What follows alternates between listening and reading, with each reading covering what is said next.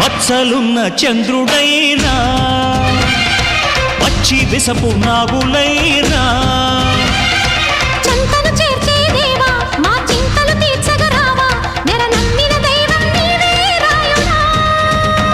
ముక్కోటి వేల్పులలోన ముక్కోపి నువ్వే అయినా ఎలుగెత్తి పిలవంగానే పలికేర ఇంకెవరైనా మా తల్లి తండ్రి దైవం నీవే